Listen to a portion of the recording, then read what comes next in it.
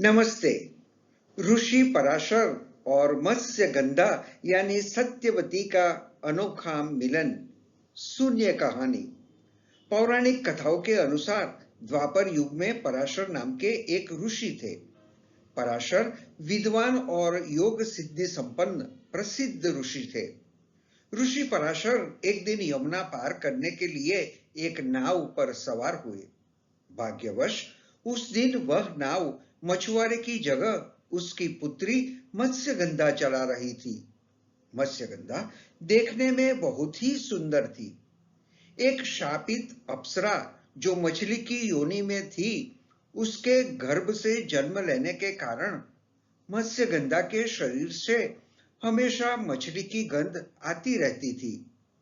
ऋषि पराशर उसके रूप और यौवन को देखकर उस पर मोहित हो गए।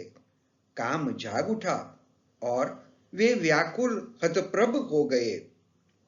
उन्होंने मत्स्यगंधा से कहा, हे देवी, मैं तुम्हारे साथ सहवास करना चाहता हूं।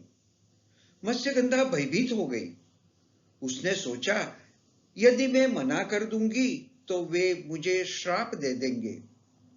यह सोचकर वह बोली, मुनिवर, आप ब्राह्मण ब्रह्म ज्ञानी है और मैं निषाद कन्या। मैं कुंवारी हूं। मैं विवाह से पहले ऐसा अनैतिक कार्य नहीं करूंगी। यह तो धर्म के विरुद्ध है। मेरे पिता क्या कहेंगे? हमारा सहवास संभव नहीं है। मत्स्यगंधा के मना करने पर भी ऋषि नहीं माने और उनसे सहवास के लिए बार बार विनती करते रहे। आखिरकार मत्स्यगंधा सहवास के लिए तैयार हो गई। लेकिन मत्स्यगंधा ने ऋषि के सामने 3 शर्तें रखी।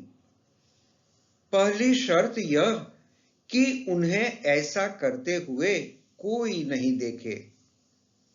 तुरंत ही ऋषि पराशर ने एक कृत्रिम द्वीप और कोहरे का वातावरण बना दिया, जहां उन दोनों के सिवा तीसरा कोई नहीं था। दूसरी शर्त यह कि उनकी कौमार्यता किसी भी हालत में भंग नहीं होनी चाहिए।